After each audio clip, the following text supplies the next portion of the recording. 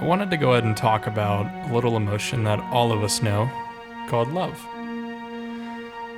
It's probably one of the craziest emotions and one of the strongest emotions at the same time. A lot of people take a lot of time to try to understand it, and doctors, philosophers, most people come to the same conclusion in a general sense. Now, you can use love as inspiration, or you can use it to fuel hatred. You can cause all kinds of destruction, or a lot of creation as well. A little story and background of the reason why I wanted to go into this is going through a breakup. A lot of people have a really hard time dealing with emotions, and especially the cliche of love and loss. Now, the good thing is, love and loss is one of the best teaching moments that we can ever get into.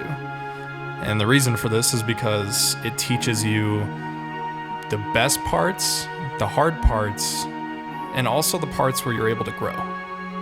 Now, in my personal experience, I think there's a lot of truth behind how different people process.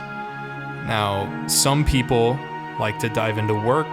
Some people want to jump into a new relationship, which isn't necessarily a healthy way to go, but some people find comfort in it. And while there's so many different ways of coping with pain and anger and trying to figure out your own path, there are some consistencies that I think that we should pay attention to. Some of my best works of music were written this past weekend, and it was in the grieving process of my relationship, which I completely adored, and it ended so abruptly. I was overwhelmed with the emotion and the type of pain that I hadn't felt in a really long time. Because in my relationship, I decided to go all in, become fully vulnerable with that other person, and also finally open up to somebody else in a way that I haven't in a long time. That's emotionally and spiritually and pretty much anything under the sun that you can think of. Sharing lives and dreams and goals and going deep into who they are as a person and allowing them to see completely who you are as a person. There are so many things that we can learn about another individual just by being in a relationship with them, and I think that there's a lot of truth in the sense of the ability to find clarity after a relationship or even in the relationship. Now, my now ex is a remarkable person. And in my past relationships, I find myself with a lot of anger and resentment and hatred in my heart and in my brain, obviously. And I have all these intrusive thoughts of, man, I wish, all these hardships would happen to them. I wish they, have a struggle. All these things are real moments that I've had in my past however many years of dating and being vulnerable with other people. And I've never looked at it in a sense that I do today, where people are supposed to love. They're supposed to be open. They're supposed to learn, because sometimes that's the only way to truly find who you are. Now, I'm not saying that I perfectly know exactly who I am, and I highly doubt that most of you listening to this do either.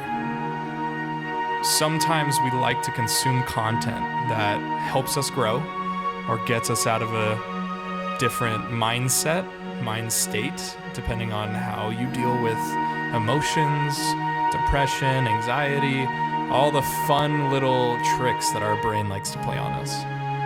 So, for the sake of having this conversation, me personally, I grieve in a different way than I used to. And I do that because I wanted to grow and learn of how to become a better person and how to deal with my emotions properly, because I wasn't taught that as a kid. Most of us aren't. And in that, I found a lot of clarity. And that's whatever content you want to consume, whether that's audiobooks, whether that's YouTube videos, whether that's motivational videos, which I find a lot of comfort in myself. That's why I wanted to get on here and talk about some topics that a lot of people don't want to talk about. But in the end, the biggest thing that I've found is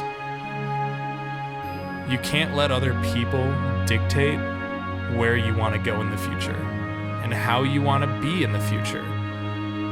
Because at the end of the day, if you don't allow yourself to control your future and your life, then why the hell are you letting somebody else do it?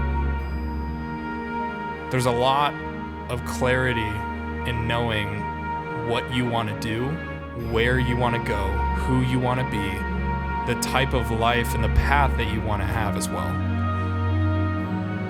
And there's some comfort in knowing all of these things, and there's some comfort in finding them in your journey, because sometimes the journey is the best part. We always dream about being at the destination, but we never really appreciate the journey, getting there, going through the pain, going through the hardships. It's just one of those situations where even if the relationship is over, your life isn't over.